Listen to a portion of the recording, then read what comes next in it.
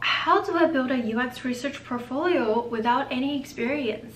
Hello my friends, welcome back to my channel. If you're new here, my name is Chen. I am a marketer turned UX researcher. Now I work as the founding UXR at Delta Dental, Washington. During my career transition from marketing to UXR, my biggest question was, how do I build a UX research portfolio without any prior experience? I didn't know where to start, where to look for side projects. What should I put in my research portfolio? Should I build a website or should I build a presentation? In today's video, I'm going to answer all these questions and show you my very first research case study. If you wanted to learn how to build a UX research portfolio without any experience, this video is for you. The answer is no. During your UX research interview process, you are expected to present 1 to 2 research case studies from your past work. In order to present, the best format is slides because it's easier to follow and it's good for storytelling. So if you wanted to get started with your portfolio, definitely prioritize creating slides instead of a website. Based on my experience and my learning, these are the things that hiring managers look for in a research portfolio. When you are thinking about what type of research projects to include in your portfolio, you can refer to this checklist.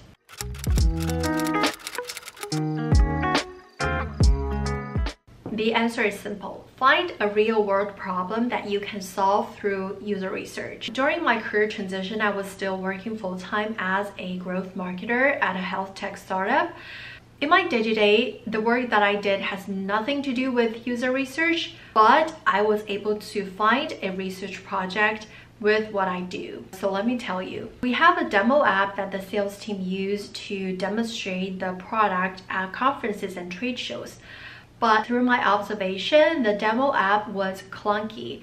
It's not user-friendly at all. The sales rep, they had to spend a lot of time setting up the app and there was technical glitch and it was just not a good use to showcase our product to prospective customers. So I thought, why don't I do some research on this demo app?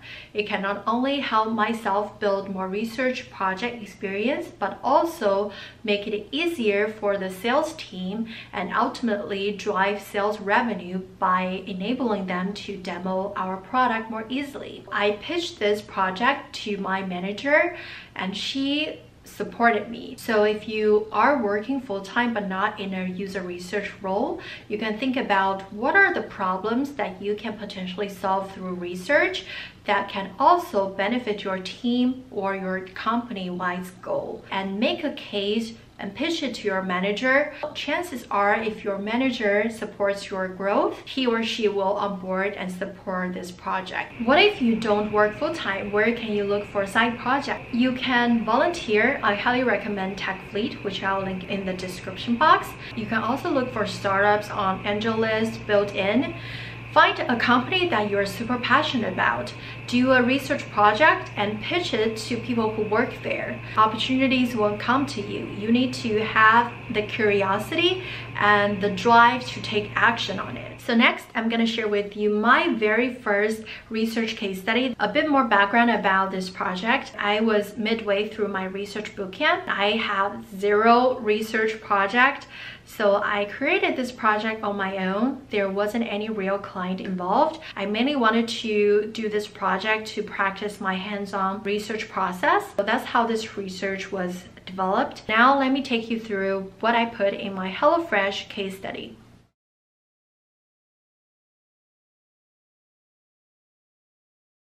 All right, before I jump into my HelloFresh research case study, a disclaimer that this is not a tutorial of how to craft a perfect research case study. Rather, this is to show you how you can create your first research project without any prior experience. Let's dive right in. First, I always like to include a background about this product, what this company is about. So here I included an overview of what HelloFresh is. And then I went on to explain where this project originated. It all started from my personal first-time order experience. So here are the pictures where I ordered HelloFresh. I love their recipe. It was so easy to make and delicious. The offline experience was awesome, but their online experience, especially the checkout experience, was not user-friendly. There were so many recipes to choose from, and I was at lost. So I thought there is an opportunity to improve their web check experience. So why don't I do a research on it, making it more enjoyable for the user? From there, I identified 2 major research objectives as well as related 3 top research questions.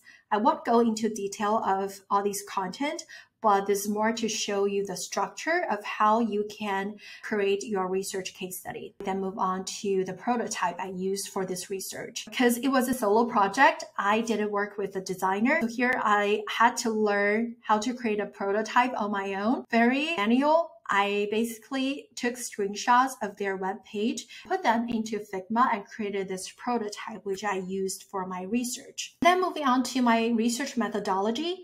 Here I talk about what research methods I use and my process of conducting the research, success metrics, as well as participants recruitment. So here I give an overview of how I structure my study design and explain why I chose these research methods. So the key here is to always explain why, your rationale, why you choose certain methods, why you didn't consider other methods, how these methods can help you answer the research question. Moving on, I put some success metrics here for the research project, but if I were to do it again, I would also include some business metrics. So how this project related to the overall product experience or even business revenue. So in this case, if we were to improve the user checkout experience, it would help lift checkout success and ultimately revenue. And then moving on to participants recruitment. If you were to work on a solo research project, chances are you have to find participants on your own. You can recruit from friends and family. You can also recruit from LinkedIn, your professional network, as well as social networks. You can post on Instagram, Facebook, and Reddit. And that's what I did for this project. The key here is to find the right participants that meet your criteria. In the case you cannot find enough number of participants, be sure to include the learning here. And whenever I present my key research findings, I always like to include these little icons to indicate what type of finding they are. And shout out to my mentor, Kevin Liang. I learned this from him. These icons are great visual indication and make it easier for the audience to understand priorities. So if you were to present a research case study to your interviewer, chances are they don't care much about the detailed findings. They care more about your thought process and how you are able to summarize the most important findings based on tons of research data. So what I did in this project was I created a user journey map and I gave a 1-sentence high-level summary of the most important findings and user frustration. And based on the user journey map, I highlighted 3 stages where user has the most frustration, which are during the login, select meals, and order confirmations. Then I move on to share what are the key findings and my recommendation based on the research data. And last but not least, make sure you always include the impact. If you were to do a solo project, you can still talk about the intended impact. The key here is to showcase that you have that versatile mindset of not only thinking about research, but also how this contribute to the overall business goals. These strategic thinking are what can make you stand out during your portfolio presentation. And last but not least, make sure you talk about your learnings, any challenges you encountered, what you learned, and what you would do differently if you were to do it again. It will show to the audience that you have that reflective mindset, self-awareness, and willing to learn.